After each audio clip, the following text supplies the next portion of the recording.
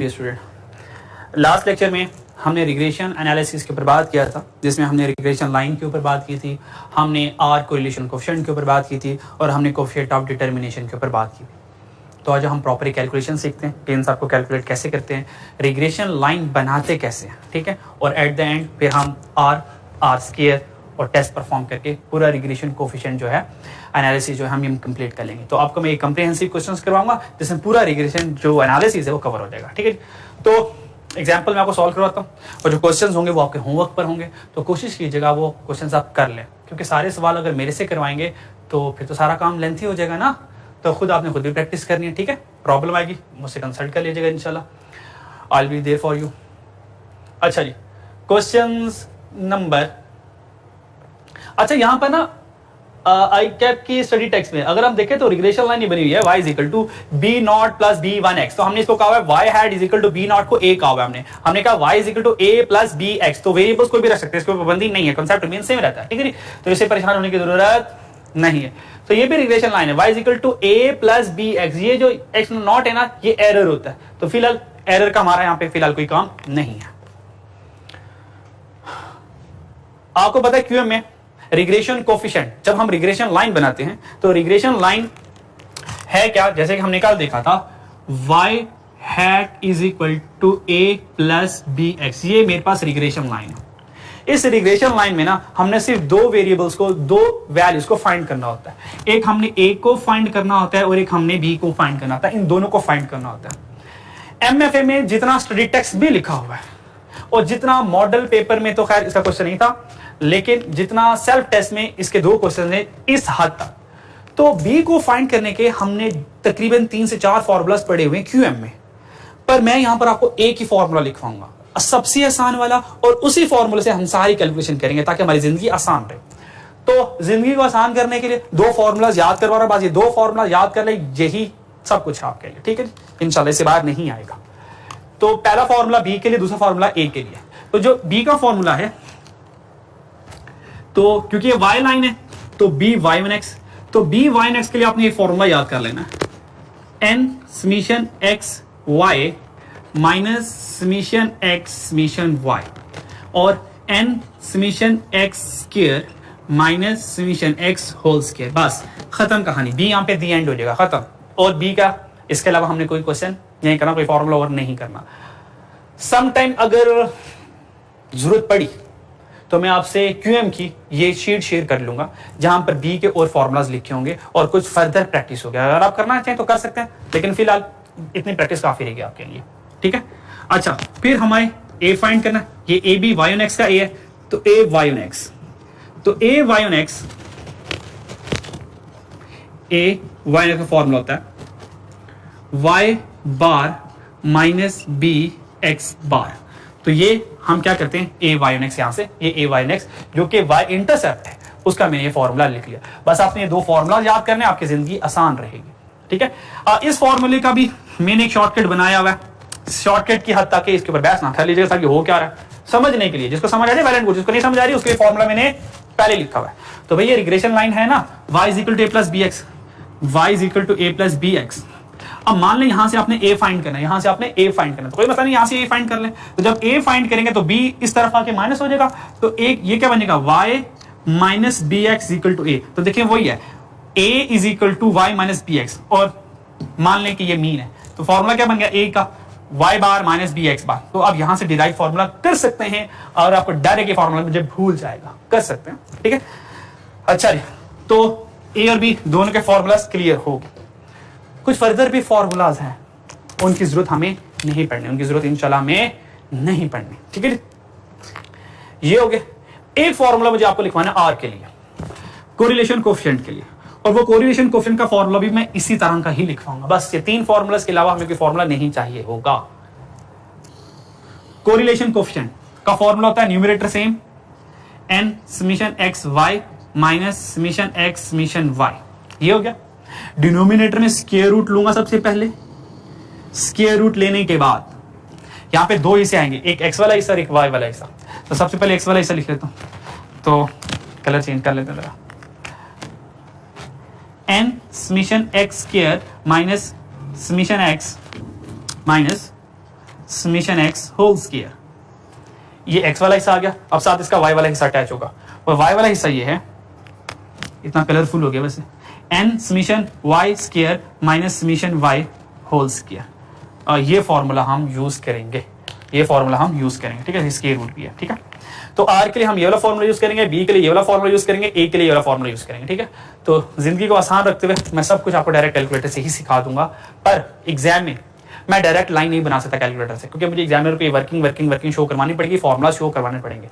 अब देख रहे हैं कि एग्जामिनर ने ये बी कैलकुलेट किया हुआ है जरा डरोने फॉर्मूले से, है ना, काफी डरोने फॉर्मूलाज है, तो हम ये इतने डरोने फॉर्मूलाज याद नहीं करने वाले, हम आसान से फॉर्मूलाज याद करके और आसान वाले फॉर्मूलाज यूज करके आंसर तक पहुंच जाएंगे, ठीक है। तो हमारी जिंदगी में एमएफए में फिलहाल 3 फॉर्मूलाज हैं, एक बी का और एक ए का और एक आर का, और पीछे क्या रहता है आर स्क्वायर तो वैसे ही दूर से पता चल रहा है भाई, ये जो आर आ गया था स्क्वायर कर लो, आर स्क्वायर आ गया, वो क्या मतलब। तो 3 फॉर्मूलाज हमारी जिंदगी में, इन 3 फॉर्मूलाज को अच्छे से रिवाइज कर। एग्जाम्पल 13 में सॉल्व करूंगा आपके सामने, एग्जाम्पल 13, जल्दी से सारी के सारे एग्जाम्पल पढ़ लें, जल्दी से पढ़ लें, देख लें।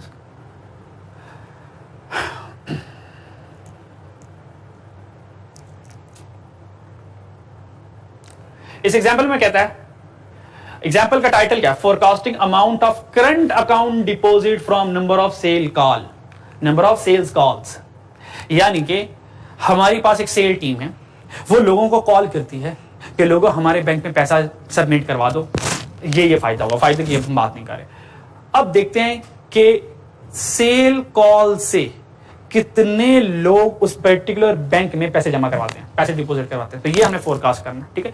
यानी कि 10 सेल कॉल करने के इवज कितनी डिपॉजिट आ रहा है, 20 सेल कॉल करने की इवज कितने डिपॉजिट आ रहा है, तो हम ये फोरकास्ट करना चाह रहे हैं। अब जरा स्टोरी भी पढ़ लेते हैं जरा।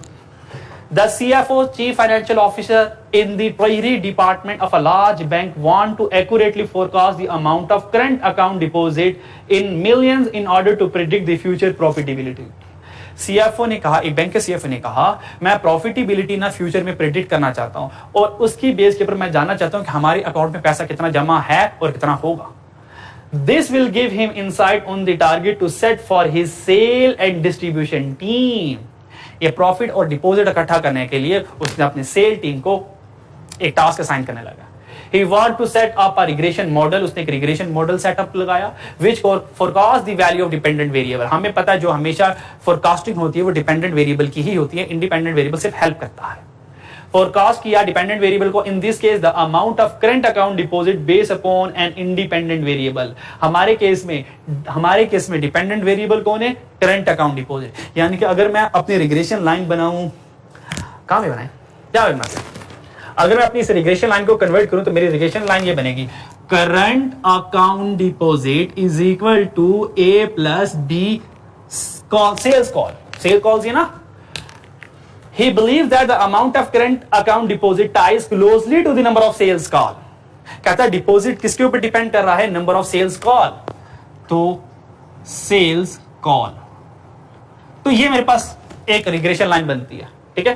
Current account deposit is equal to a plus b sale call, यानी कि y is equal to a plus b, और ये मेरे पास एक्स है। ये मेरी एक रिग्रेशन लाइन बनती मुझे नजर आ रही है। Table 7 shows the monthly amount of current account deposit। कहता है टेबल 7 में जाओ, वहां पर आपको करंट अकाउंट डिपॉजिट मिलियन में नजर आ रहा है और नंबर ऑफ सेल कॉल भी नजर आ रही है, ठीक है। तो हमने क्या करना है, हम टेबल 7 में जाएंगे, वहां पर हमें कुछ डाटा नजर आएगा सेल्स कॉल्स का और करंट अकाउंट डिपॉजिट का। तो हम जाते हैं जरा टेबल 7 की जियारत करते हैं। बड़ी उम्मीद है एग्जामिनर आपको एग्जाम में टेबल नहीं देने वाला, कंफर्म है टेबल नहीं देने वाला, क्योंकि टेबल देने के लिए उसको कम से कम एक पूरा सफा चाहिए या आधा सफा चाहिए। तो ठीक है, 5 नंबर के लिए या 7 नंबर के लिए वो पूरा सफा टेबल से नहीं भरने वाला। वो करेगा क्या, पूरी उम्मीद ऐसे ही होगा, वो आपको टेबल 7 में जो भी डाटा होगा उसे लेना देना नहीं है। वो कहेगा इन टेबल 7 से हमने 1 2 3 4 वैल्यूज कैलकुलेट कर ली। कितनी वैल्यूज कैलकुलेट कर ली, 4 वैल्यूज कैलकुलेट कर ली। तो 4 वैल्यूज वो कैलकुलेट करके हमें दे देगा, तो हम इन 4 वैल्यूज की मदद से क्या करेंगे, रिग्रेशन लाइन बना देंगे। तो फिलहाल मैंने आपको सिखाना है, तो मैं आपको टेबल 7 की एक बार जियारत करवा दूंगा। टेबल 7 है क्या, टेबल 7 पे चलते हैं। ये आ गया table 7। Table 7, where are you table 7?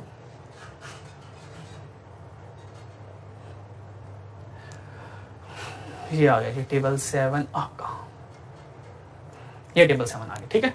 Check करें, टेबल 7 आ गया। टेबल 7 सेल कॉल्स आ गई और हमारे पास current account of deposit in millions पर आ गया। और ये टोटल कितनी वैल्यूज है? ये 24 वैल्यूज होंगी, ठीक है जी, 24 वैल्यू। तो इन 24 वैल्यूज को, इन 24 वैल्यूज की मदद से हमने क्या करना है? रिग्रेशन लाइन बनाना है। बड़ा आसान, आपको सिखा भी देता हूं और आप लोगों ने सीखा भी होगा। अगर आपको रिग्रेशन लाइन कैलकुलेटर से बनानी नहीं आती तो मुझे बता दीजिएगा, तो मैं आपको एक वीडियो दे दूंगा, वो वीडियो देखकर आपको रिग्रेशन लाइन कैलकुलेटर से बनाना आ जाएगी। क्योंकि 24 वैल्यूज है तो हम क्लास में तो लाइन बनाने वाले नहीं है, ठीक है। अगर आपको सीखनी होगी मुझे बता दीजिएगा, व्हाट्सएप कर दीजिएगा, मैं आपको एक वीडियो सेंड कर दूंगा, वो देख लीजिएगा, तो आपको ये डायरेक्ट वैल्यू से रिग्रेशन लाइन बनाना आ जाएगी। तो 24 वैल्यूज की मदद से हमने कुछ वैल्यूज कैलकुलेट कर ली। Back to the question.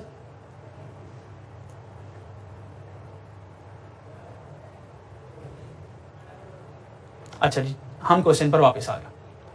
हमने कहा वो जो 24 वैल्यूज है ना, उनकी मदद से हमने 4 कैलकुलेशन की। Summation x 704, summation y 804, summation x y 26367 और समीशन x होल स्क्वायर नहीं है, ये समीशन x स्क्वायर है, समीशन x होल स्क्वायर नहीं है, याद रखिएगा।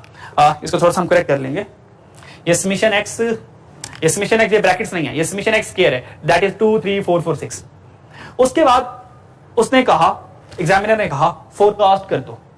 फोरकास्टिंग के लिए याद रखिएगा हमेशा ये रिग्रेशन लाइन बनती है, y is equal to a plus bx। तो मुझे y is equal to a plus bx बनानी है फोरकास्टिंग के लिए। तो y is equal to a plus bx, y is equal to a plus bx बनाने के लिए मुझे क्या क्या चाहिए? मुझे एक b चाहिए और एक a चाहिए। तो b मेरे पास ये पड़ा हुआ है, तो मेरे पास ये कैलकुलेटेड वैल्यूज है। मैं इन कैलकुलेटेड वैल्यूज को इस b के फॉर्म में पुट करूंगा और यहां से एक b की वैल्यूज फाइंड कर लूंगा। तो आए पुट करते हैं। n कितना है? n हमारे पास 24 है। वो सारी की वैल्यूज को काउंट करेंगे, सारी वैल्यूज को जब काउंट करेंगे टेबल 7 वाली, तो 24 बनेगी। मुझे कैसे पता चला 24 बनेगी? मैंने इनके सोल्यूशन से देख लिया। देखिए n कितना है? n -1, ये क्या 24 -1, तो पता चल गया n 24 है, तो कंफर्म n 24 ही है। तो वैसे मैंने गिन भी ली थी, ठीक है जी, आप भी गिन लीजिएगा। तो n आ गया 24।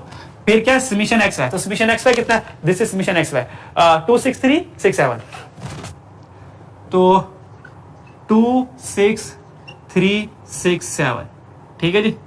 अच्छा जी, bracket close, minus summation x multiply by summation y। What is summation x? Summation x 704, 704। What is summation y? Summation y 804।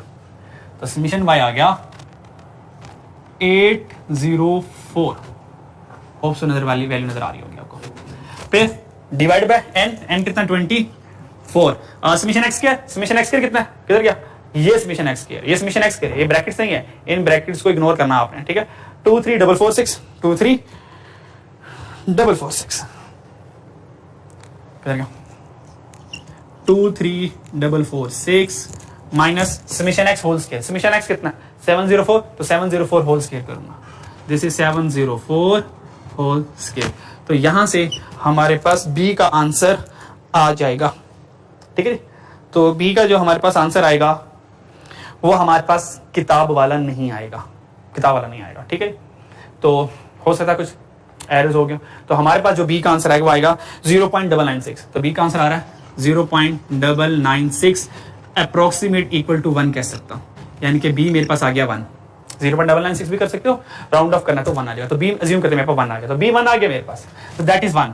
तो यहाँ पे क्या लिख दूंगा? 1 लिख दूं। अब क्या रह गया? ए। तो ए का फॉर्मूला क्या? ए का फॉर्मूला ये। अब ए का फॉर्मूला लगाते हैं। A is equal to Y bar, Y bar been mean of Y. तो मीन ऑफ वाई कैसे फाइंड करेंगे? Summation Y over N. What is summation Y? 804। तो समीशन वाई क्या आ जाएगा? समीशन वाई बार क्या आ जाएगा? Summation Y over n. Summation y कितना? 804। एन कितना है? 24 माइनस बी कितना है? 1 कैलकुलेट किया हुआ है ना, v हमने b1 कैलकुलेट किया। फिर summation x bar, mean of x। तो मीन ऑफ x का फॉर्मूला क्या होता है? Summation x over n।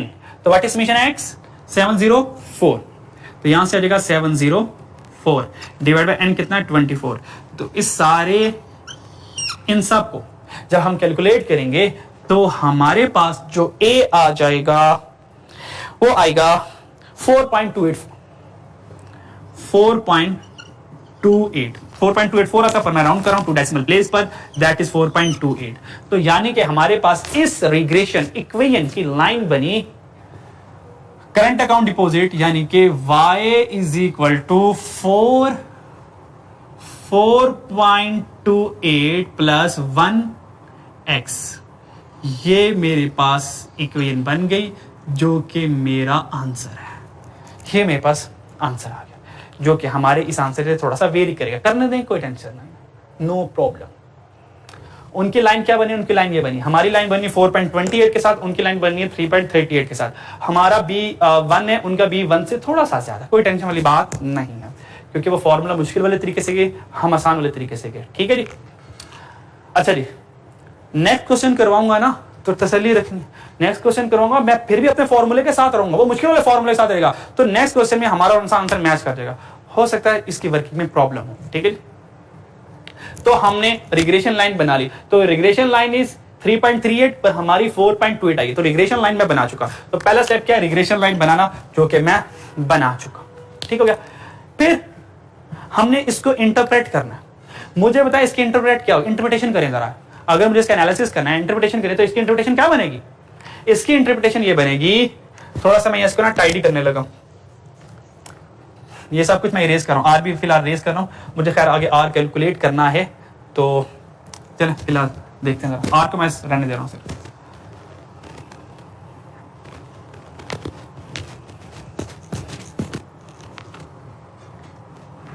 ये हमारे पास लाइन बन गई, ये लाइन यहां पे लिखने लगा जरा, y is equal to 4.28 plus 1x। आपको पता है y कौन था? आपको पता है y कौन था? Current account deposit, current account deposit, और x क्या था? सेल्स कॉल्स थी। बताएं इसकी इंटरप्रिटेशन क्या बनेगी? सिंपल इंटरप्रिटेशन है सर, अगर एक सेल कॉल करेंगे, एक सेल कॉल करने से 1 मिलियन करंट अकाउंट डिपॉजिट बढ़ जाएगा, क्योंकि करंट अकाउंट डिपॉजिट मिलियंस में है ना। ठीक है, तो एक सेल कॉल करने से हमारे पास करंट अकाउंट डिपॉजिट भी 1 से इंक्रीज कर जाएगा, क्योंकि स्लोप 1 है ना, B1 है, तो 1 मल्टीप्लाई बाय 1, इस x में 1 पुट करें ना, इस x में 1 पुट करें, तो 1 मल्टीप्लाई बाय 1 आंसर 1, तो करंट अकाउंट डिपॉजिट 1 से इंक्रीज होगा। और अगर मैं कोई भी सेल नहीं कॉल नहीं करता, तो x 0 0 1 0, फिर भी मेरे पास करंट अकाउंट डिपॉजिट में 4.28 मिलियन फिक्स डिपॉजिट पड़ा रहेगा। इसी तरह अगर मैं 2 सेल कॉल करता हूं, तो 2 1 2, यानी कि करंट अकाउंट डिपॉजिट 2 से इंक्रीज कर जाएगा, 2 से इंक्रीज कर जाएगा। क्लियर? तो ये इंटरप्रिटेशन हो गई। अच्छा जी, फिर हम ये जानना चाहते हैं कि सेल कॉल और करंट अकाउंट डिपॉजिट में स्ट्रेंथ ऑफ रिलेशनशिप क्या है, इनकी रिलेशनशिप में स्ट्रेंथ क्या है। तो इनकी रिलेशनशिप की स्ट्रेंथ को जानने के लिए हमें क्या कैलकुलेट करना पड़ेगा? आर कैलकुलेट करना पड़ेगा। हमें क्या कैलकुलेट करना पड़ेगा? आर कैलकुलेट करना पड़ेगा। अब आर कैसे कैलकुलेट करेंगे? आर कैलकुलेट करने के लिए हमें 5 चीजें चाहिए होती है। रिग्रेशन कैलकुलेट करने के लिए 4 चीजें चाहिए थी। वो 4 चीजें कौन सी ऊपर बता चुका हूं आपको। रिग्रेशन लाइन बनाने के लिए 4 चीजें चाहिए होती है, summation x, summation y, summation xy, summation x square. लेकिन आर फाइंड करने के लिए समेशन x स्क्वायर के साथ समेशन y स्क्वायर भी फाइंड करना पड़ता है। अब यहां पे ना हमारे पास 2 रास्ते हैं। पहला रास्ता ये मुश्किल रास्ता, वो ये कि यही ड्रोना फॉर्मूला याद कर लो, क्योंकि इस ड्रोने फॉर्मूले से समेशन वाई स्क्वायर नहीं भी है ना, तो आप पहुंच जाएंगे आर तक। पर इस ड्रोने फॉर्मूले को याद रखने का मतलब ये है कि फॉर्मूला को भूलता रहेगा। तो उसमें फिर है क्या, आपके पास ओरिजिनल डाटा वो होगा। आपके पास ओरिजिनल डाटा अगर दिया, अगर उसने ओरिजिनल डाटा नहीं दिया तो क्या करना है, ये इंशाल्लाह ताला कल वाले लेक्चर में बताऊंगा। अगर उसने ओरिजिनल डाटा दे दिया, जैसे कि टेबल 7 है, तो टेबल 7 में मेरे पास 24 वैल्यूज है ना, तो मैं क्या करूंगा, ये घर में प्रैक्टिस कीजिएगा, फिर जहां पे प्रॉब्लम आएगी तो मैं इंशाल्लाह आपकी मदद करूंगा। टेबल 7 में 2 वैल्यूज हमारे पास गिवन है, 2 वैल्यूज हमारे पास गिवन है। तो टेबल 7 अगर हम ओपन करें तो हमें आर स्क्वायर फाइंड करना है। उससे पहले हम जानना चाहते हैं कि सेल कॉल्स और करंट अकाउंट डिपॉजिट में स्ट्रेंथ ऑफ रिलेशनशिप क्या, उसके लिए मुझे आर फाइंड करना पड़ा है। ठीक है, नॉर्मली एग्जामिनर अगर हमें टेबल गिवन नहीं करता तो 1 2 3 4 वैल्यूज कैलकुलेट करके देता है। सिर्फ इन 4 वैल्यूज की मदद से हम रिग्रेशन लाइन बना सकते हैं, यानी कि बी भी आ सकता है, ए भी आ सकता है, जैसे कि मैंने आपके सामने बनाई। लेकिन इन 4 वैल्यूज की मौजूदगी में आर भी नहीं आएगा, ना आर स्क्वायर आएगा हमारे वाले आसान वाले तरीके से। क्यों? क्योंकि 5वीं वैल्यू मिस है। काश एग्जामिनर हमें ये एक कीमती वैल्यू और दे देता समेशन वाई स्क्वायर, तो हमारी जिंदगी नहायत आसान रहती। तो क्योंकि समेशन वाई स्क्वायर नहीं गिवन, तो अब मैं या तो ये मुश्किल वाला फॉर्मूला करवाऊं, पर कोशिश करूंगा इससे आसान वाले फॉर्मूले से करवा दूं। लेकिन मैं इतने ज्यादा फॉर्मूलाज वन टाइम पे शो नहीं करवाना चाह रहा, इसलिए फॉर्मूलाज को मैं भी छुपा के रखूंगा। ठीक है, जरूरत पड़ी तो फॉर्मूला रिवील कर दूंगा। मैं क्या करूंगा, टेबल 7 पर जाऊंगा और उस ओरिजिनल वैल्यू से ही सारी की सारी कैलकुलेशन कैलकुलेटर से कर दूंगा। यानी कि कैलकुलेटर से मेरे पास ये ए बी आ जाएगा, कैलकुलेटर से मेरे पास ये B1 भी आ जाएगा, कैलकुलेटर से ही मेरे पास R आ जाएगा, और कैलकुलेटर से ही मेरे पास R स्क्वायर आ जाएगा। ठीक है, पर वो 24 वैल्यूज को कैलकुलेट करना पड़ेगा। ठीक है, तो उम्मीद करता हूं कि आप लोग ये जो 24 वैल्यूज की कैलकुलेशन है ये खुद परफॉर्म कर लेंगे। टेबल 7 पर मैं दोबारा ले जाता हूं आपको।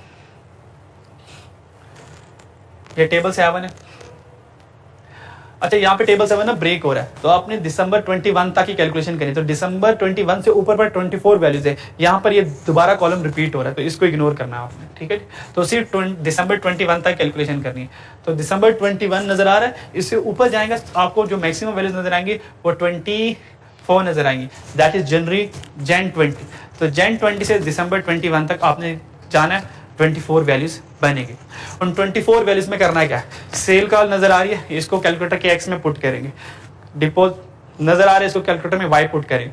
जैसे एक्स और वाई कैलकुलेटर में पुट करेंगे, तो जिस तरह आपने क्यूएम में रिग्रेशन लाइन को कैलकुलेटर से फाइंड करना सीखा हुआ है, डायरेक्ट कैलकुलेटर आपको B1 पे ले जाएगा और A 4.28 पे ले जाएगा, और वहीं से ही कैलकुलेटर की मदद से R भी आ जाएगा, वहीं से R स्क्वायर भी आ जाएगा। होप सो ये आप कर लेंगे। ठीक है, अगर आप नहीं करेंगे तो फिर हमें कैलकुलेटर पे करना पड़ेगा। ठीक है, तो अगर मैं कैलकुलेटर यहाँ पे यूज करता हूँ मुझे अच्छा खासा टाइम लग जाना है। ठीक है, अब क्या करें, चले हिम्मत कर लेते हैं, कैलकुलेटर से मैं वैल्यूज पुट करता हूँ, तो ये भी टेस्ट हो जाएगा कि हमारे ये आंसर 4.28 और 1 से ही भी हैं या नहीं है, ये भी चलो वेरीफाई हो जाएगा। चलो लेट्स स्टार्ट एफर्ट। तो कैलकुलेटर से फाइंड करने के लिए मोड प्रेस करेंगे, मोड प्रेस करने के बाद 3 प्रेस करेंगे, फिर अब हम 2 पे चले जाएंगे। a प्लस बी एक्स, देखिए रिग्रेशन लाइन ही बनी है 2 पे, तो x और y 2 कॉलम आ गए, जैसे आप नजर आ गए x और y 2 कॉलम नजर आ गए। ठीक है, अब मैं सबसे पहले x में वैल्यूज पुट करूंगा। तो पहली वैल्यूज क्या, 20 पुट किया, चेक करते रहेगा वैल्यू सही है या नहीं है। फिर अगली वैल्यूज क्या, 18 पुट किया, 22, फिर 40 और 43। थोड़ा टाइम लग जाएगा, पर इससे ये होगा कि आपको कैलकुलेशन सारी समझ आ जाएगी। 25, 20, और अगर आपको इसकी वीडियो चाहिए होगी तो इंशाल्लाह वो भी मैं आपको प्रोवाइड कर दूंगा। 20 पुट हो गया। अच्छा जी, तो 20 के बाद फर्दर डाटा नीचे आ गया, तो हमें देखना पड़ेगा 20 के बाद। अच्छा जी, 20 तक वैल्यूज पुट हो गई थी, आगे चलते हैं। 20 के बाद वैल्यूज हैं मेरे पास, पहले नंबर है 30 लिख लिया, इक्वल प्रेस किया 50 और 20 अगेन, उसके बाद 18। बस ये अगर ऑनलाइन कैलकुलेटर ऑन करें तो यही हाल होता है, मैनुअल कैलकुलेटर से तो मिनट में हो जाता है। आप लोग मैनुअल साथ साथ करते रहेंगे, मेरे से जल्दी कर लेंगे इंशाल्लाह। 20 के बाद 18, फिर 22, फिर हमारे पास 40, 43। मुझे टाइम लग रहा है क्योंकि मैं लैपटॉप पर हूँ, अगर आप इन हैंड कैलकुलेटर होता मैं शायद जल्दी परफॉर्म कर लेता। तो टेंशन है, बहुत बड़ा काम है, कोई इतना बड़ा काम नहीं, मैक्सिमम आपके कोई 1.5 मिनट लग जाएंगे, तो सारी कैलकुलेशन हो जाएगी। उससे कंफर्म भी हो जाएगा कि हमारे पास गलती कोई नहीं है, आंसर भी वेरीफाई हो जाएंगे, ये फ़ायदा होगा। 25, उसके बाद 20, उसके बाद 30 के बाद 50, फिर 20, उसके बाद 18, 22, उसके बाद 40, 43 और 25। This is the last one. और चेक करें टोटल 24 वैल्यूज हैं, क्या करें टोटल 24 वैल्यूज है। ठीक है, तो मैंने पहले कहा था 24 है, तो x वाली वैल्यूज अल्हम्दुलिल्लाह कंप्लीट हुई। अब चलते हैं y वैल्यूज पर, हम चले गए y वैल्यूज पर, और उसके लिए दोबारा ड्रैग करके ऊपर जाते हैं। ये हमारे पास y वैल्यूज आ गई, अब y वाली वैल्यूज को पुट करते हैं। y वाली वैल्यूज के लिए साइड पे आ जाना है यहाँ पे, ठीक है। पहली वैल्यू 50 है, 50 20, कोई वैल्यू मिस ना हो गई हो या एक भी वैल्यू गलत हो गई काम खराब हो जाएगा। 44 47 20, ओहो ये देखा गलत हो गया। 28 22 22 के बाद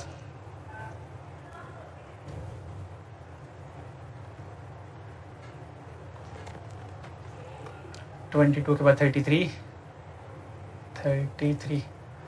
और 55 23 20 24 44। आज के सबसे बड़ी अचीवमेंट यही है, सारी वैल्यूज को डाटा में फीड करना। 57 28 22 33 55। चलो हो जाओ कंप्लीट भाई, थक गए अब तो। 20 24 44, बस मंजिल के करीब है। 47 and the last value is 28। शुक्र अल्हम्दुलिल्लाह। Check out again 24। तो ये भी मेरे पास 24, देखिए 24 में लास्ट 25 28 है और देखिए 25 और 28 लास्ट वैल्यूज है। अब अल्लाह से बड़ी उम्मीद करते हैं इंशाल्लाह हमारे आंसर सही आ जाए, वरना काम खराब हो जाना, ठीक है। तो हमने सारी वैल्यूज को कैलकुलेटर में फीड कर लिया, तो हम क्या करेंगे, एसी का बटन प्रेस कर देंगे। ये मैंने एसी का बटन प्रेस कर दिया। आंसर्स के लिए क्या करूंगा, फॉर आंसर शिफ्ट प्रेस करूंगा, 1 प्रेस करूंगा। शिफ्ट 1 प्रेस करने के बाद मैंने करना क्या, मुझे क्या चाहिए, बी मेरा 1 आ रहा है, हालांकि वो 1 नहीं था, करीब क्या था, बी मेरा क्या आया था 0.998 आया था ना, जिसको मैंने अप्रोक्सीमेट इक्वल टू 1 कहा था। चेक करते हैं ये बी आता है या नहीं आता। तो हमने क्या किया, डायरेक्ट के 5 पे रिग्रेशन पे जाना। ये 5 पे मैं रिग्रेशन पे गया और देखें 2 नंबर पे बी नजर आ रहा है आपको, 2 नंबर पे और ये बी नजर आ रहा है, 2 पे बी नजर आ रहा है। ये बी क्या रिग्रेशन कोएफिशिएंट है। तो ये 2 प्रेस करूंगा और इक्वल प्रेस करूंगा, देखते हैं क्या आंसर आता है। बिल्कुल सही आंसर 0.995। और पता नहीं पहले मैंने क्या लिखा था, याद नहीं मुझे, नोट्स में से देखते हैं। बिल्कुल यही लिखा था, 0.998 नहीं लिखा था मैंने, 0.99 किधर गया 6 लिखा था, 0.996। और चेक करें ये भी 0.995 राउंड ऑफ होकर 6 हो जाएगा, 0.996। तो एग्जैक्ट हमारा आंसर आया, ठीक है, बिल्कुल सही हमारा आंसर, एक्यूरेट आंसर, माशाल्लाह। अब चलते हैं ए चेक करते हैं। ए क्या, शिफ्ट के बाद 1 प्रेस करेंगे और अब दोबारा रिग्रेशन में 5 जाएंगे। अब ए कहां पे लिखा हुआ है, ये 1 में, ये 1 में ए। जैसे मैं 1 प्रेस करूंगा तो ए वाला आंसर क्या आना चाहिए, 4.28। चेकआउट आता कि नहीं आता, ये 1 प्रेस किया तो ए का आंसर क्या आ गया 4.296, 4.29, यानी कि 4.29 का मतलब है 4.30 आंसर आया, 4.30 आंसर आया। तो कोई मसला नहीं है, 28 30 में कोई खास फर्क नहीं है, क्योंकि ये कैलकुलेटर ने सारी राउंडिंग की हुई है, तो हम राउंड ऑफ से गिवे मैनुअली। तो 4.28 भी सही है, 4.29 30 भी सही है, क्लियर। तो फिलहाल हम इसी के साथ हैं। तो हम यहां से ना आर कैलकुलेट करते हैं डायरेक्ट। तो देखते हैं आर क्या होता है। शिफ्ट 1 प्रेस किया, 5 प्रेस किया, आर कहां पर आ रहा है 3 नंबर पे। चेक करें 3 नंबर पे, ये देखिए आर नजर आ रहा है 3 नंबर पे आर। तो 3 प्रेस किया तो आर हमारे पास आ गया 0.89, बस खत्म। ये आर मेरे पास आया। तो आर मेरे पास क्या आया, ये वाला आर इज इक्वल टू 0.89। इसका मतलब आर जितना 1 के करीब होता है ना, इसका मतलब दोनों वेरिएबल्स में रिलेशनशिप स्ट्रांग है, स्ट्रेंथ स्ट्रांग है। इसका मतलब 0.89, इसका मतलब है दोनों वेरिएबल्स में जो रिलेशनशिप है वो स्ट्रांग रिलेशनशिप है। 1 आ जाए तो परफेक्ट रिलेशनशिप होता है ना, परफेक्ट पॉजिटिव या परफेक्ट नेगेटिव रिलेशनशिप होता है। तो 0.89 ये 1 के करीब करीब है, तो हम कहेंगे कि सेल्स कॉल्स और करेंट अकाउंट डिपॉजिट में लीनियर रिलेशनशिप स्ट्रांग है, यानी कि इनके दरमियान में लीनियर रिलेशनशिप एग्जिस्ट करता है। तो यहां पे एक मैं कंक्लूजन ड्रॉ करने वाला, बड़ा कीमती कंक्लूजन है और इस कंक्लूजन को संभाल के रखना। Exist linear relationship, sale calls और करेंट अकाउंट डिपॉजिट में लीनियर रिलेशनशिप एग्जिस्ट करता है। इस कंक्लूजन को संभाल कर रखना, वक्त आने पर मैं रिकॉल करवाऊंगा आपसे। अब मुझे क्या चाहिए, आर स्क्वायर चाहिए। तो ठीक है, आर स्क्वायर करने के लिए क्या करूंगा, इसका स्क्वायर कर दूंगा 0.89 का स्क्वायर। तो 0.89 का स्क्वायर करें तो देखिए आंसर क्या आता है 0.89 का स्क्वायर। तो 0.89 का स्क्वायर किया तो आंसर आया 0.7921। आंसर आया 7921, और अगर परसेंटेज में बात करें तो 79.21%, 79.21%। तो 79.21% मेरे पास आर स्क्वायर आया। ये 79.21% क्या कह रहा है? ये कह रहा है कि 79% ये जो करंट अकाउंट डिपॉजिट में पैसा आएगा, करंट अकाउंट डिपॉजिट में ये जो पैसे आएंगे 79% सेल्स कॉल्स की वजह से आएंगे। ये आर स्क्वायर ये बता रहा है सेल्स कॉल की वजह से करंट अकाउंट डिपॉजिट में कितने पैसे आएंगे 79%। इसका मतलब जो रिमेनिंग 21% होगा वो किसी अदर फैक्टर्स की वजह से करंट अकाउंट डिपॉजिट में पैसे आ रहे होंगे। वो कोई फॉरेन रेमिटेंस हो सकती है कि बाहर में जो हमारे सिटीजन रहते हैं उन्होंने उस बैंक अकाउंट में पैसे जमा करवा दिए, वो कोई भी रीजन हो सकती है। ठीक है, 21 उसके ऊपर हम बात नहीं करें। तो हमने देखा कि आर लीनियर रिलेशनशिप भी एग्जिस्ट करता है। आर स्क्वायर ने हमें यह बताया कि सेल्स कॉल की वजह से करंट अकाउंट डिपॉजिट में 79% पैसा आएगा, और लीनियर रिग्रेशन एनालिसिस ने इक्वेशन हमें यह बताया कि एक सेल्स कॉल की वजह से करंट अकाउंट डिपॉजिट कितना आएगा। तो यहां पर हमारा रिग्रेशन एनालिसिस की बेसिक कैलकुलेशन कंप्लीट होगी। अभी भी मैंने इस फॉर्मूले को अप्लाई नहीं किया और मैं इस फॉर्मूले को अप्लाई करने वाला हूं, पर वहां जाने से पहले आपको फर्दर एक चीज बताता चलो। ये जो हमने कैलकुलेशंस की हैं 23446 किधर गया?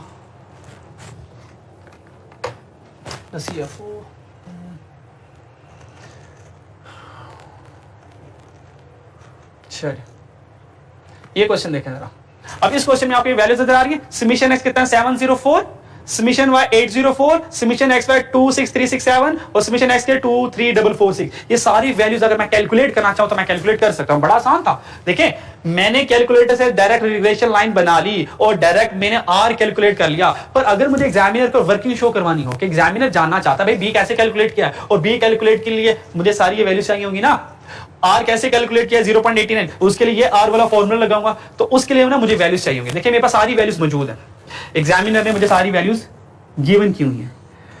n कितना है 24, समीशन एक्स वाई कितना है 2636 26367 minus summation x 704 summation x, summation y कितना है 804। फिर मैं क्या करूंगा स्क्वायर रूट लूंगा। क्या करूंगा स्क्वायर रूट लूंगा। स्क्वायर रूट लेने के बाद पहली वैल्यूज n कितनी 24, समीशन एक्स स्क्वायर कितना, ये समीशन एक्स स्क्वायर है 23446, तो यहां पर कितना आ जाएगा 23446 minus summation x whole square. What is summation x 704, तो 704 होल स्क्वायर आ गया। तो ये समीशन एक्स स्क्वायर वाली कहानी खत्म होगी।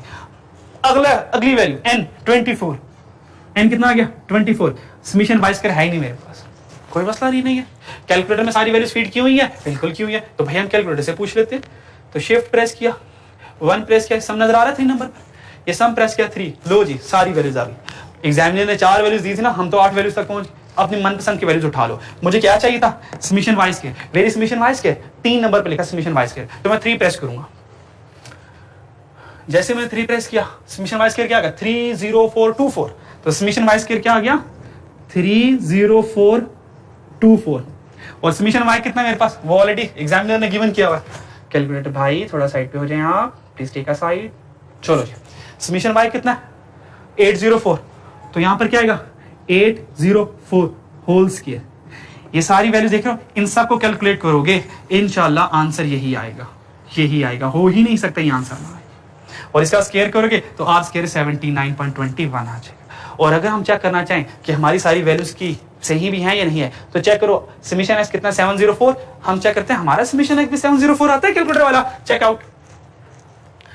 शिफ्ट 1 5 और सॉरी शिफ्ट 1 3 सम पे जाना ना मुझे, ओ भाई क्या हो गया शिफ्ट 1 3 सम पे, और मुझे चेक करना है समीशन एक्स 704 आता है, मेरे समीशन एक्स 2 पर है, ये देखिए 2 पे समीशन एक्स है 2 और हेयर इज समीशन एक्स 704, इसका मतलब 704, इसका मतलब है हमारा जो ये आंसर है ये वेरीफाइड आंसर है। ठीक है, तो आज की इस क्लास में हमने क्या क्या रिग्रेशन लाइन बनानी सीखी, रिग्रेशन लाइन की इंटरप्रिटेशन सीखी, आर कैलकुलेट करना सीखा, कैलकुलेटर से भी सीखा, फॉर्मूले से भी सीखा, और हमने आर स्क्वायर कैलकुलेट किया, और फिर हमने इन तीनों के कंक्लूजन भी ड्रॉ किए।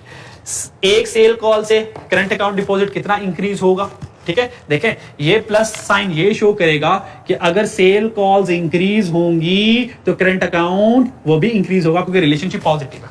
फिर आर ने बताया कि सेल कॉल्स और करंट अकाउंट डिपॉजिट में रिलेशनशिप की स्ट्रेंथ क्या है, कितना पावरफुल है। तो हमने कहा 89% नियर टू 1 है, तो स्ट्रॉन्ग लीनियर रिलेशनशिप एग्जिस्ट करता है। फिर आर स्क्वायर कैलकुलेट किया, आर स्क्वायर कितना आया, इस आर का स्क्वायर के लिए आंसर है 79, उसको परसेंटेज में कन्वर्ट किया तो 79% जो करंट अकाउंट डिपॉजिट में पैसा आएगा वो सेल्स कॉल की वजह से आएगा, बाकी 21% किस वजह से आएगा, अदर फैक्टर की वजह से। यहां तक अब सिर्फ एक काम मेरा रह गया, वो मेरा टेस्ट है। ठीक है, तो हम क्या करेंगे, तब तक आपने एक दो क्वेश्चंस की खुद से प्रैक्टिस करिए ताकि जो मैंने करवाया है ये इंश्योर हो जाए कि आप लोगों को आ रहा है। आप क्या करेंगे, मैंने एग्जाम्पल नंबर 13 करवाई है, आप क्या करेंगे घर से एग्जाम्पल 14 करेंगे, मार्क कर लें। एग्जाम्पल 14 नहीं, सॉरी एग्जाम्पल 14 ना कीजिएगा, वो मल्टीपल है, उसको इग्नोर करें, उसको नहीं करना हमने।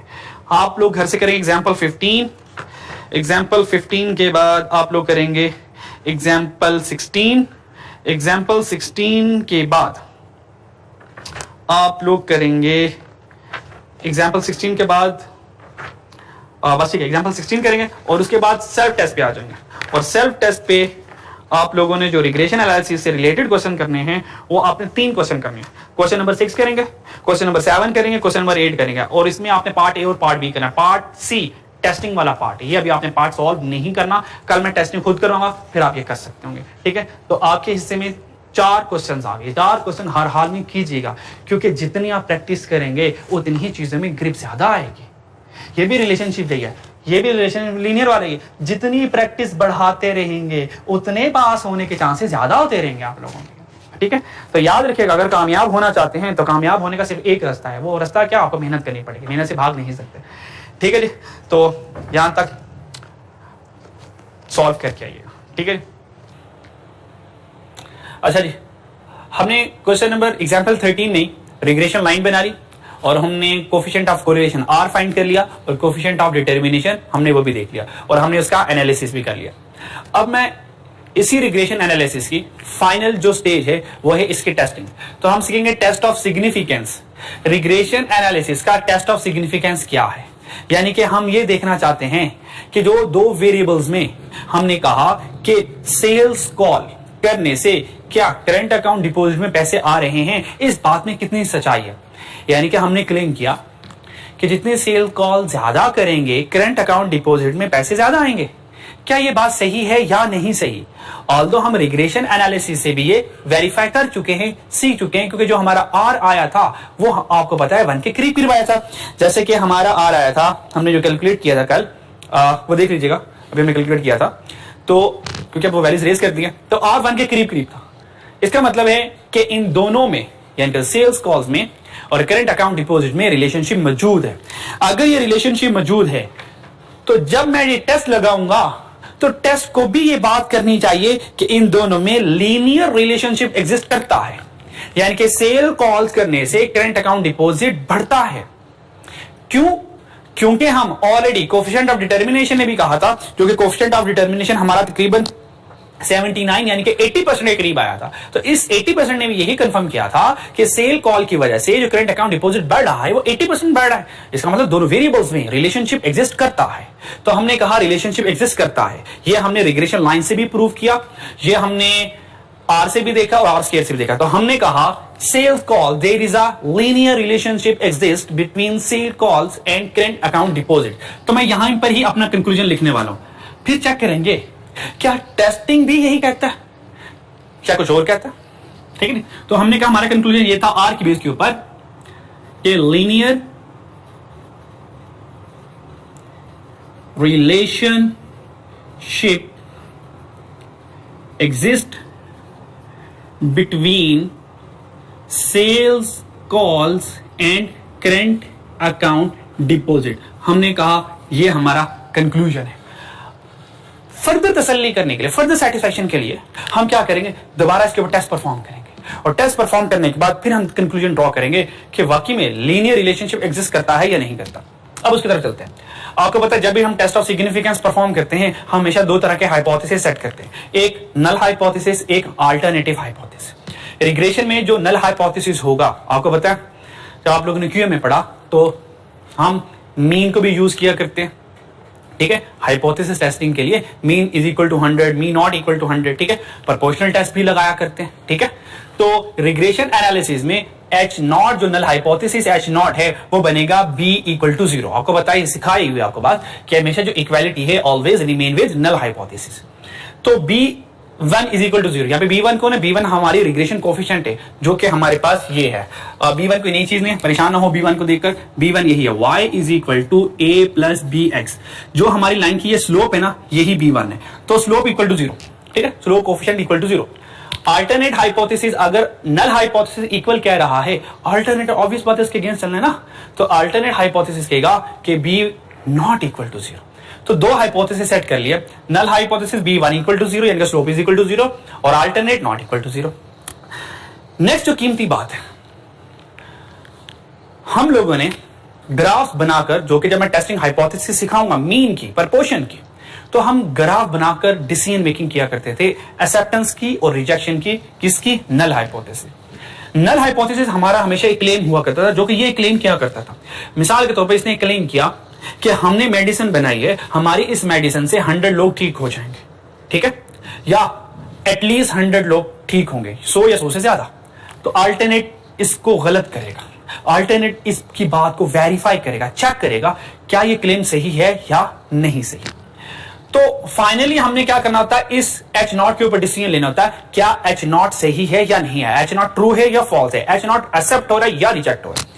तो मैं बिल्कुल आसान सा तरीके से आपको लेकर चलूंगा जिससे मसला ना हो, क्योंकि MFA में आपने बाकी एरियाज के ऊपर इतना फोकस करना होता है। मेरी पूरी कोशिश होगी तो मैं बिल्कुल सिंपल बेसिस को लेकर चलूँ। डिसीजन मेकिंग करने कैसे, कब आपने H नॉट को एक्सेप्ट करना है, कब आपने H नॉट को रिजेक्ट करना है। तो आपने हमेशा वन साइड बात याद रखनी है, वन साइड बात क्या, H नॉट के रिजेक्ट होने की, बस ये बात याद कर लेंगे। दिस इज द कीमती बात, दिस इज द कीमती बात, ये सबसे important. If H not is rejected, अगर H नॉट रिजेक्ट हो जाता है तो मेरी डिसीजन मेकिंग क्या करूंगा। H नॉट अगर रिजेक्ट हो रहा है तो मैं क्या करूंगा, मेरा डिसीजन ये होगा कि इन दोनों वेरिएबल्स में लीनियर रिलेशनशिप एग्जिस्ट करता है। ये बात बड़ी कीमती है। अगर H नॉट रिजेक्ट हो गया तो मैं ये कहूंगा कि लीनियर रिलेशनशिप एग्जिस्ट करता है। फिर अगर H नॉट एक्सेप्ट हो गया, इफ H नॉट एक्सेप्टेड, अगर H नॉट एक्सेप्ट है इसका मतलब कोई लीनियर रिलेशनशिप एग्जिस्ट नहीं करता, सही है। अगर H नॉट एक्सेप्ट हो गया तो लीनियर रिलेशनशिप एग्जिस्ट नहीं करता। क्यों नहीं करता ये देखिएगा, अगर H नॉट एक्सेप्ट हो रहा है, H नॉट एक्सेप्ट होने का मतलब B इक्वल टू 0 है। अगर स्लोप ही 0 हो जाए, यहां पे रखें जरा 0, अगर ये B 0 हो जाए तो 0 x से मल्टीप्लाई होके सब कुछ 0 हो गया, तो इंडिपेंडेंट वेरिएबल ही खत्म हो जाएगा, यानी कि अब y किसके ऊपर रह गया, सिर्फ फिक्स के ऊपर रह गया। तो देखिए लीनियर रिलेशनशिप तो खत्म हो गया ना। क्या बात समझ पा रहे हैं? अगर H नॉट एक्सेप्ट हो गया, H नॉट एक्सेप्ट होने का मतलब क्या, H नॉट एक्सेप्ट होने का मतलब क्या, स्लोप 0 हो गई। अगर स्लोप 0 हो गई, इस 0 स्लोप ने x को भी 0 कर दिया, क्या अब इन दोनों में लीनियर रिलेशनशिप रहा? x तो देखिए गायब हो गया, x तो चले गया, x है ही नहीं है, इसका मतलब अब इन दोनों में लीनियर रिलेशन नहीं रहा। तो हमने भी तो यही कहा है कि अगर H नॉट एक्सेप्ट हो जाएगा, नो लीनियर रिलेशनशिप एग्जिस्ट, सही है। तो आप लोगों को इतनी लंबी चौड़ी कहानी याद रखने की जरूरत नहीं है, सिंपल ही याद रख लें, अगर H नॉट रिजेक्ट हुआ तो लीनियर रिलेशनशिप है, सिर्फ ये बात याद रख लें। ये तो रिवर्स में आ जाएगा ना, अपोजिट में आ जाएगा। अगली बात, सर ये बात तो समझ लगी कि अगर H नॉट रिजेक्ट हो जाएगा तो इसका मतलब है दोनों वेरिएबल में रिलेशनशिप एग्जिस्ट करता है। सर ये तो बताएं कि ये H नॉट रिजेक्ट कैसे होगा। मैंने कहा बड़ा आसान, H नॉट को रिजेक्ट करना चाहते हैं आप, ये सर बिल्कुल करना चाहते हैं, तो मैंने कहा बड़ा आसान, T कैलकुलेटेड अगर ग्रेटर आ जाए, इसलिए देखें 2 स्टार लगाए हुए हैं, ब्रैकेट में लिखा हुआ है T कैलकुलेटेड, अगर ग्रेटर आ जाए T टेबल से, हम T कैलकुलेट करेंगे, अगर उसका आंसर ग्रेटर आ जाए T टेबल वैल्यू से तो H नॉट रिजेक्ट हो जाएगा। और अगर H नॉट रिजेक्ट होगा तो हम कहेंगे हमारे दोनों वेरिएबल्स में रिलेशन एग्जिस्ट करता है। तो हमने क्या कंक्लूजन निकाला था कि लीनियर रिलेशन एग्जिस्ट करता है। हम ये कंक्लूजन पहले ड्रॉ कर चुके थे, आर की बेस के ऊपर, आर स्क्वायर की बेस के ऊपर। तो अगर लीनियर रिलेशनशिप एग्जिस्ट करता है, मुझे बताएं हमारे इस क्वेश्चन के टेस्ट का आंसर क्या आना चाहिए। आप कहेंगे सर क्योंकि लीनियर रिलेशनशिप एग्जिस्ट करता है, हम जो भी टेस्ट लगाएंगे सर उसको रिजेक्ट होना चाहिए, उसको रिजेक्ट होना चाहिए। तो मैं पहले लिख देता हूं H not is rejected, H not ने रिजेक्ट होना है। अब चेक करेंगे हो भी रहा कि नहीं हो रहा। H not is rejected, H not is rejected, अब चेक करते हैं हो क्या नहीं हो, हालांकि हम पहले ही डिसीजन मेकिंग तक पहुंच चुके हैं। चलें जी, टी फॉर्मूला क्या टी का, रिग्रेशन में टी कैलकुलेट करेंगे आर जो है कोफिशिएंट ऑफ कोरिलेशन, तो t is equal to r square root of n minus 2 divided by 1 minus r square, 1 minus r square. तो ये हमारे पास फॉर्मूला आ गया टी का। ठीक है, तो अब हम इस क्वेश्चन में टेस्टिंग अप्लाई करते हैं। ठीक है, चलिए यहां पर ये इसने टेस्ट परफॉर्म किया हुआ है, आर स्क्वायर की एग्जामिनर ने वैल्यू फाइंड की हुई है आर स्क्वायर की 0.8, तो हम इस 0.8 के साथ भी चल सकते हैं, आप इसके साथ भी कैलकुलेशन कर सकते हैं, या जो हमने आर स्क्वायर कल कैलकुलेट किया था 79 वाला, उससे भी आप 0.79 उससे भी आप कर सकते हैं, कोई मसला नहीं है। तो ये टेस्ट ऑफ सिग्निफिकेंस लगाने जा रहे हैं। ठीक है जी, आए जरा टेस्ट ऑफ सिग्निफिकेंस लगा लें। तो टेस्ट ऑफ सिग्निफिकेंस लगाने के लिए तो मैं एग्जामिनर वाली ही वैल्यूज के साथ जा रहा हूं। ठीक है, तो मैं इसके साथ आपको समझाऊंगा, आपने यही टी वाली वैल्यूज कैलकुलेट करनी है, लेकिन जो हमने वैल्यूज लिखी थी, जो हमारी ओरिजिनल वैल्यूज आई थी आर स्क्वायर की और आर की, आपने उसके साथ कैलकुलेशन करनी है। ठीक है जी, अच्छा जी,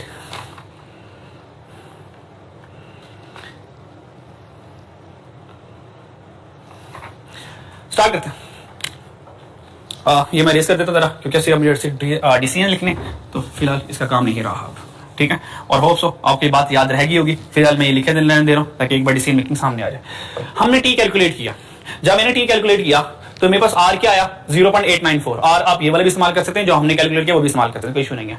एन टोटल वैल्यूज कितनी थी टेबल 7 की 24, तो एन 24 आ गया, 1 माइनस आर स्क्वायर, तो आर स्क्वायर का आंसर क्या था 0.8, आर स्क्वायर का आंसर क्या था 0.8। तो हमने जब इन सबको सॉल्व किया हमारे पास आंसर आ गया 9.38।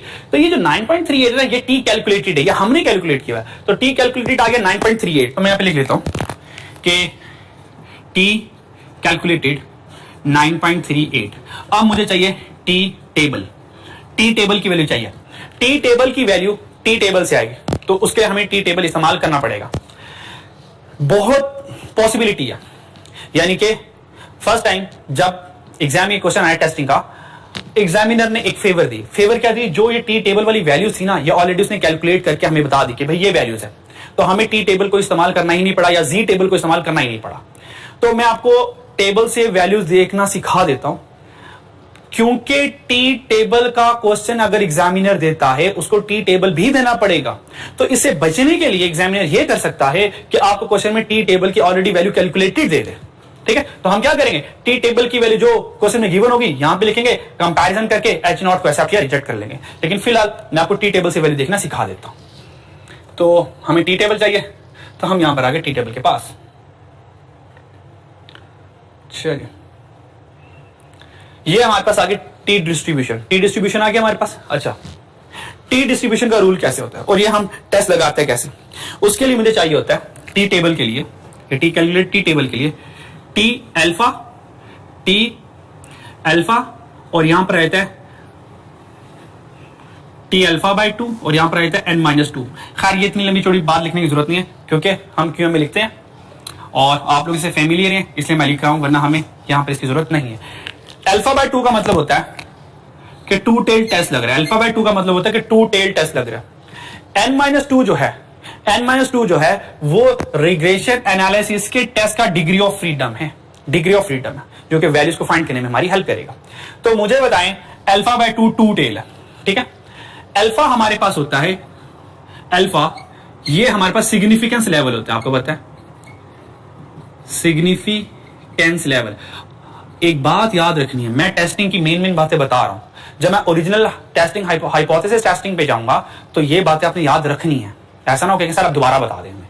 तो अल्फा सिग्निफिकेंस लेवल है, जिसको हम रिस्क लेवल भी कहते हैं, हमारा रिस्क लेवल है। ठीक है, अच्छा जी, अब सिग्निफिकेंस लेवल एग्जामिनर ने अगर ना बताया हो तो बाय डिफॉल्ट जो अल्फा यूज करते हैं, वो 5% यूज करते हैं।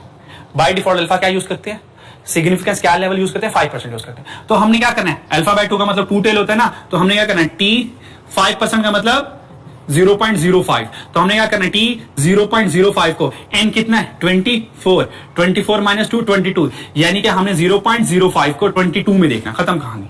हमने 0.05 को 22 में देखना, ठीक है, और देखना कहां पे है, अल्फा बाय 2 का मतलब टू टेल में जाके देखना, टू टेल में जाकर देखना है। तो मैं सबसे पहले देखूंगा कि 22 कहां पर आ रहा है, 22 कहां पर आ रहा है। तो चेकआउट 22 कहां पर आ रहा है, देखते हैं अभी। चलिए, तो 22 हमें मिल गया, पर जो चलिए मिल गया 22 यहां पर आ रहा है। Here is 22, ये 22 है। आपने इस 22 की सीक्वेंस में देखना है कि 5% है ना, 5% मीन 0.05, 0.05 कहां पर आना है, और इस 0.05 को, इस 0.05 को अपने टू टेल में जाके देखना, टू टेल में जाके देखना। ये टू टेल है, देखें टू टेल में 0.05 कहां आ रहा है, ये आ रहा है 0.05।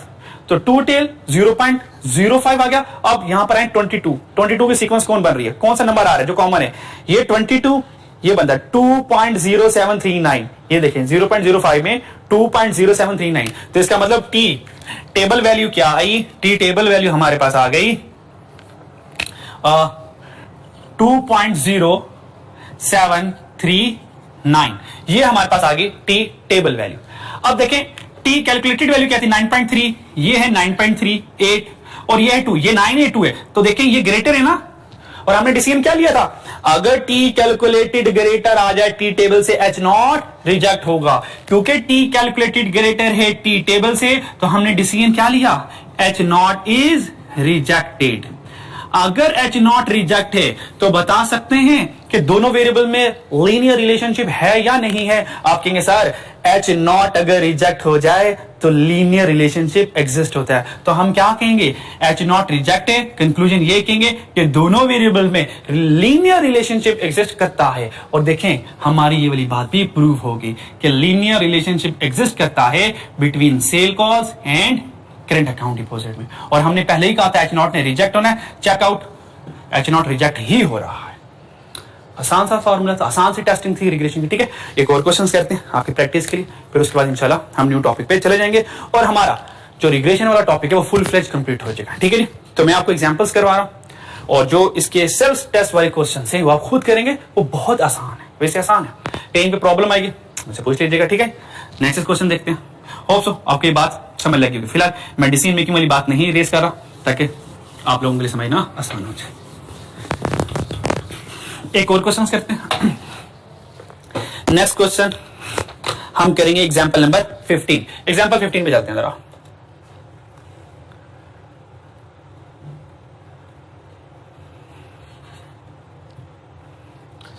एग्जांपल नंबर 15 किधर गई, ये एग्जांपल आ गई, a large oil and gas drill. ये आ गया एग्जांपल 15। कहता है कि whether to replace the electricity generator और नॉट, हम इलेक्ट्रिसिटी जनरेटर को रिप्लेस करें या ना करें, या उसको और चलाते रहें, जरा ये तो बताएं।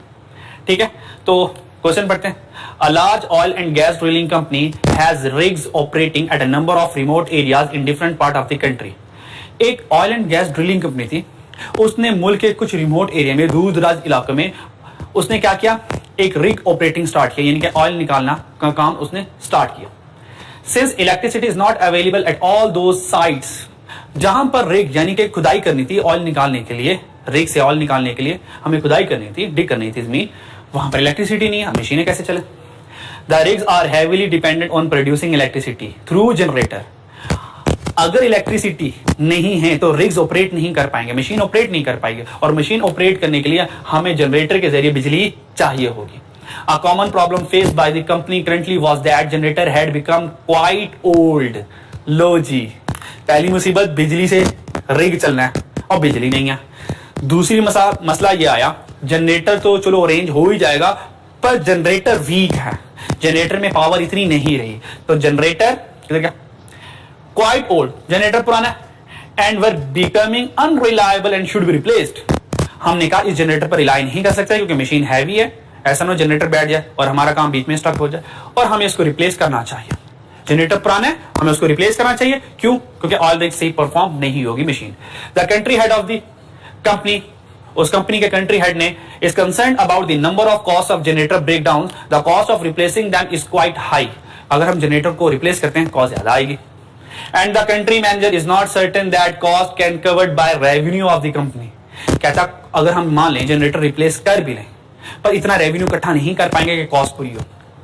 To help make a decision about replacement he retrieve data about last months cost of repair and the ages of the plants 25 electricity generator. कहता है हमने क्या किया, कॉस्ट को और जनरेटर्स को हमने क्या किया, डाटा ये टेबल 8 पे जाएंगे, खैर जाने की जरूरत नहीं है, उसने ऑलरेडी हमें कैलकुलेटेड वैल्यूज दी हुई है, तो हम क्या करेंगे, उससे हेल्प ले लेंगे। उससे कहा to help make a decision about replacement, हम जनरेटर को रिप्लेस करें या ना करें, या जनरेटर को रिप्लेस कर लें या हम क्या करें, उसको थोड़ा बहुत रिपेयर वगैरह कर लें ताकि हमारा काम चल जाए।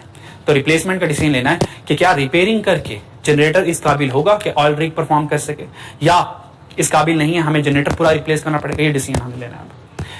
तो help make a decision about replacement, retrieve data last month, cost for repair. हमने डाटा किन चीजों के लिए, कॉस्ट फॉर रिपेयर, यानी कि जनरेटर को रिपेयर करने में, हर एक जनरेटर को रिपेयर करने की कॉस्ट क्या आ रही है, and the age of the plant, और वो जो प्लांट है 25 इलेक्ट्रिसिटी जनरेटर और जो हमारे पास जनरेटर हैं उनकी लाइफ कितनी है। इन दोनों के बारे में, इन दोनों का डेटा यूज करेंगे और हम क्या करेंगे, कैलकुलेशन करेंगे। अब जो रिक्वायरमेंट है, अब ये तो डिसीजन मेकिंग आ गई, उसने डायरेक्ट डिसीजन मेकिंग लिया है, लेकिन अगर एग्जाम में पूछेगा, सबसे पहले एग्जामिनर इसकी रिग्रेशन लाइन बनाएगा, तो हम सबसे पहले इसकी रिग्रेशन लाइन बनाते हैं। खैर एग्जामिनर की रिक्वायरमेंट नहीं थी, पर हम रिक्वायरमेंट खुद से बना लेते हैं। तो मुझे क्या चाहिए, इसकी रिग्रेशन लाइन चाहिए। तो रिग्रेशन लाइन के लिए आपको पता है formula y a plus b x, ठीक है। तो ये हमारे पास फॉर्मूला आ गया, ठीक है। तो मुझे यहाँ से a और b चाहिए, तो सबसे पहले मैं b फाइंड कर लूंगा। तो b y1x is equal to n summation x y minus summation x summation y n summation x square minus summation x whole square, ये हमारा फॉर्मूला आ गया, ठीक है। वैल्यूज पुट करते हैं। एग्जामिनर नॉर्मली आपको ने ये कैलकुलेटेड वैल्यूज देगा, और 4 नहीं तकरीबन 5 देगा, समीशन y स्क्वायर भी देगा r के लिए आपको।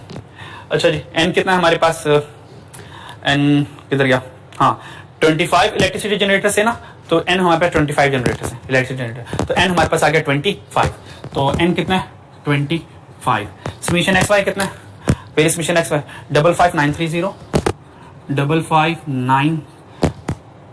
55930 ये आ गया, minus what is summation x, summation x कितना है 340, तो समीशन एक्स आ गया 340। What is summation y, summation y is 361 57705 ये हमारे पास आ गया। फिर n कितने 25, समीशन एक्स क्या है, समीशन एक्स ये ब्रैकेट नहीं, मैंने आपको पहले बता दिया ब्रैकेट्स नहीं है, ब्रैकेट को इग्नोर करना है। समीशन एक्स क्या है 5278 minus summation x whole square, summation x 340 whole square किया, और यहां से मेरे पास जो बी का आंसर आएगा वो मेरे पास स्लोप आ जाएगी। तो बी का आंसर हमारे पास जो आता है, ये ऑलरेडी मैंने पहले कैलकुलेट किया, तो आप लोग इसको तसल्ली से कैलकुलेट कर लीजिएगा, पहले खुद कैलकुलेट कीजिएगा, फिर मेरे वाले आंसर से मैच कीजिएगा। तो आंसर आता है 10330, तो बी का जो आंसर आता है 10330, तो ये हमारे पास आ गया बी। तो बी मेरे पास आ गया, तो अगर बी मेरे पास आ गया तो बी लिख लेता हूं, ये आया 10330, और ये मेरे पास एक्स आ गया, ठीक है। अच्छा, फिर मुझे क्या चाहिए, ये चाहिए लाइन कंप्लीट करने के लिए, तो लाइन बना लेते हैं। A Y N X formula y bar minus B X bar. What is y bar, mean of y, तो मीन ऑफ y कितना है, summation y over n। What is summation y, this is summation y 3615770 divide by n कितना 25, ये बन गया mean of y। Minus b कितना, ये अभी कैलकुलेट किया 10330 b आ गया। x बार कितना, समीशन x कितना 340 डिवाइडेड बाय 25, तो इस सब को कैलकुलेट करेंगे तो हमारे पास a आ जाएगा। तो a जो हमारे पास आता है वो आता है 4143, तो ये मेरे पास a आ गया, ठीक है, ये मेरे पास a आ गया। तो a को कहाँ पुट करना है, यहाँ पे पुट करना, यहाँ पे पुट कर देते हैं, तो आंसर आया 4143, तो ये हमारे पास y हैट आ गया। तो ये हमारे पास रिग्रेशन लाइन आ गई, ठीक है। तो इस रिग्रेशन लाइन बनाने के बाद हमने क्या करना है, इसका कोफिशिएंट ऑफ कोरिलेशन, और उसके बाद डिटर्मिनेशन, फिर उसके बाद टेस्टिंग परफॉर्म करेंगे। तो सबसे पहले देखते हैं एग्जामिनर की इक्वेशन लाइन क्या बनी, चेकआउट। ये एग्जामिनर की लाइन बनी है, ये नजर आ रही होगी, ये y इज इक्वल टू 4143, हमारी क्या है 4143 सेम है। उसका b क्या आया 10330, हमारा क्या है 10330x। तो ये लाइन जो हमने बनाई एग्जामिनर ने भी वही बनाई, तो ये हमने रिग्रेशन लाइन बना ली। फिर इंटरप्रिटेशन ऑफ द कोफिशिएंट,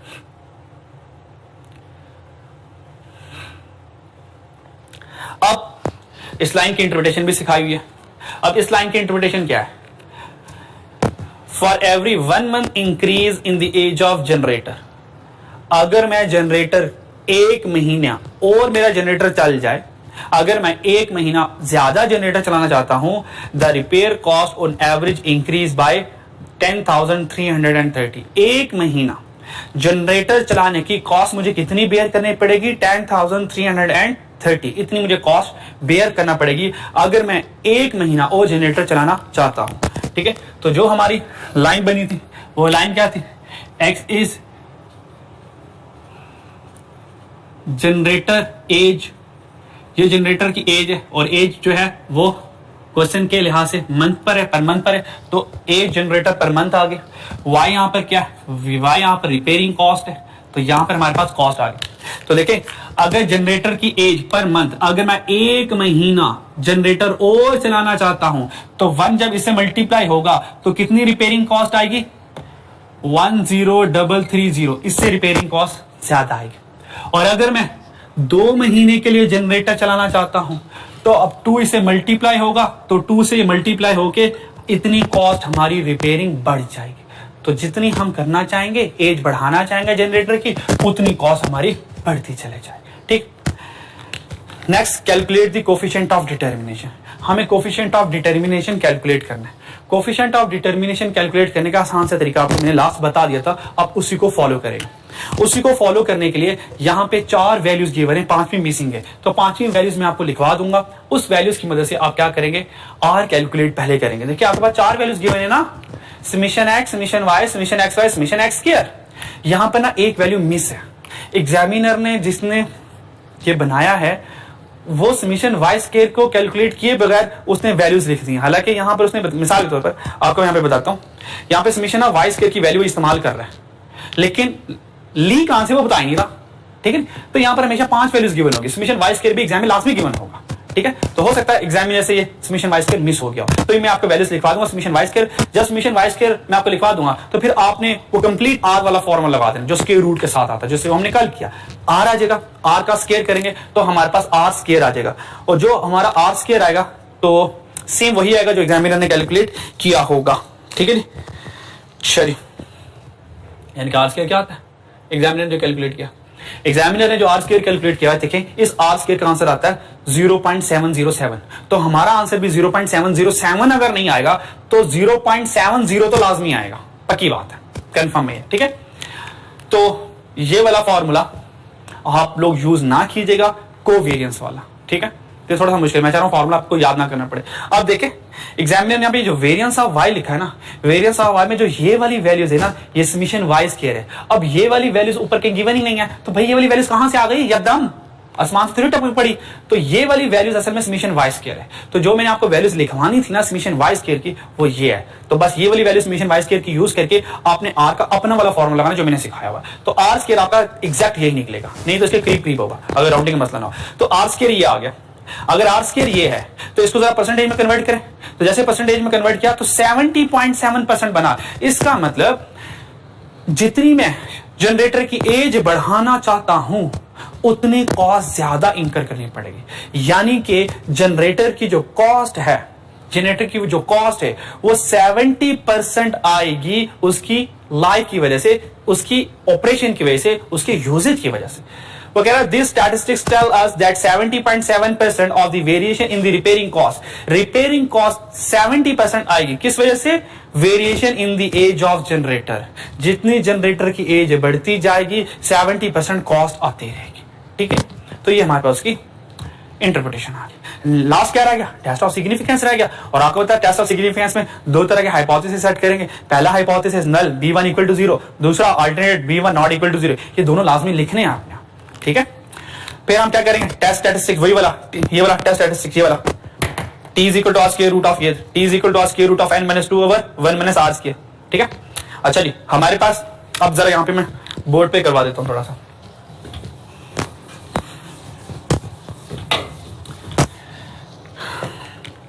ये t हमने कैलकुलेट किया तो r 0.840, जो r आप कैलकुलेट करेंगे वो आंसर आएगा 0.840। फिर इस 0.840 का जब स्क्वायर करेंगे ना वो आंसर ये आएगा। कैलकुलेटर चेक कर लीजिए खुद ही। ठीक है, तो r हमारे पास 0.840 आएगा। कैसे आएगा वो बताएगा पूरी कंप्लीट फॉर्मूले से। ठीक है। उसके बाद n कितना हमारे पास 25 जनरेटर से, तो 25 यहां पर आ गया, n-2 और 1 माइनस आर स्क्वायर किया, तो t कैलकुलेटेड का आंसर है 7.44। यहां पे लिख लेता हूं मैं, t कैलकुलेटेड आंसर आया 7.44। ये हमारे पास ये आंसर आ गया। अब मुझे क्या करना है, टी टेबल वैल्यू देखनी है। इसको कंपेयर किसे करना है, टी टेबल वैल्यू से। अब टी टेबल वैल्यू देखते हैं। अब यहां पर भी लेवल ऑफ सिग्निफिकेंस पे उससे नहीं बताया अल्फा कितना, रिस्क नहीं, इससे बताया यूजिंग अ 5% सिग्निफिकेंस लेवल। कहता 5% सिग्निफिकेंस लेवल इस्तेमाल करो और फिर मुझे बताओ कि डिसीजन क्या रहा। तो हमने कहा हम कैलकुलेशन कर लेते हैं। तो हमने क्या किया, टी अल्फा ओवर 2 और n-2 degree of freedom, alpha over 2 कितना, उसने कहा 5% इस्तेमाल करना। तो हमने कहा ठीक है 5%, n कितना है 25 माइनस 2, 5% का मतलब 0.05, 25 माइनस 2 दैट इज 23। अब हमने 23 को 5% अल्फा बाय 2 टेल में देखना जाके, ठीक है। तो हमारे पास जो वैल्यू आएगी वही आएगी 2.069, यानी कि इसकी वैल्यू क्या आएगी 2.069, ये हमारे पास वैल्यूज आएगी, ठीक है। अब देखते हैं ये वाली वैल्यूज टी टेबल से कैसे आती है। चलते हैं टी टेबल पे। प्यारा चंद्र 23 को कहां पे देखना है, 5% पर। वेयर इज 23, 22 के बाद 23 छुपा हुआ है, 23 को ओपन करते हैं और 2 टेल है, तो आपने ये 5, ये नजर आ रही है, देखें ये 5%, आपने इस सेकंड वाले कॉलम पे रहना है। तो 5% पर नीचे आएंगे और 23 वाली वैल्यूज को देखेंगे, तो देखते हैं क्या आता है। ये आ गई 23 वाली वैल्यूज आएगी, मैं हाईलाइट कर देता हूं, दैट इज 2.0 हो जो हाईलाइट।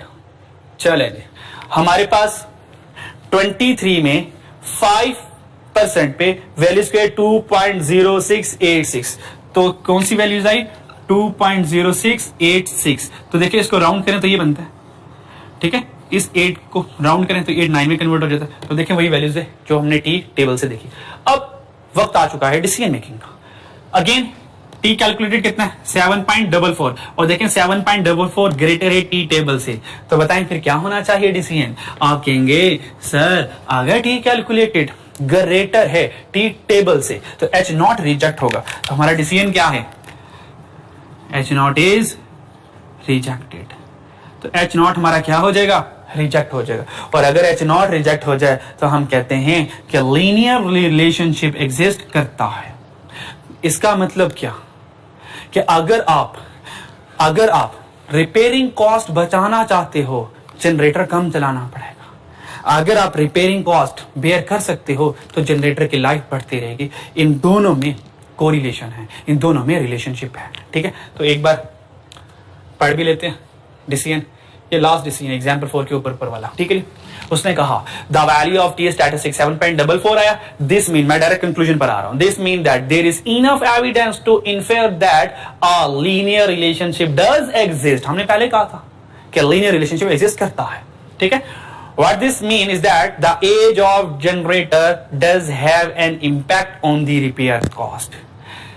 जितनी एज जनरेटर की ज्यादा चाहोगे उतनी रिपेयर कॉस्ट बढ़ानी पड़ेगी, या जितनी रिपेयर कॉस्ट के लिए ज्यादा बजट रखोगे, रिपेयर कॉस्ट ज्यादा करवाओगे, ज्यादा बेयर कर सकते हो, उतनी जनरेटर की लाइफ बढ़ा सकते हो, ठीक है। तो ये 2 क्वेश्चंस हो गए, ठीक है। तो यहां पर हमारा रिग्रेशन वाला टॉपिक फुल फ्लेज कंप्लीट हो गया। अब बाकी आसान क्वेश्चन रह गए। अगर आप ये एक्सपेक्ट करेंगे वो सारे क्वेश्चंस भी मैं करवा दूं तो भाई इस तरह तो मेरी प्रैक्टिस हो जाएगी ना। आपने बाकी खुद प्रैक्टिस करनी है। जहां पर आपको प्रॉब्लम आएगी तो इंशाल्लाह मैं अवेलेबल हूंगा, आप मुझसे पूछ लीजिएगा, इंशाल्लाह आई विल गाइड यू। अब आपका होमवर्क क्या रिग्रेशन से रिगार्डिंग, आप लोगों ने एग्जाम्पल 6 करनी है, ठीक है।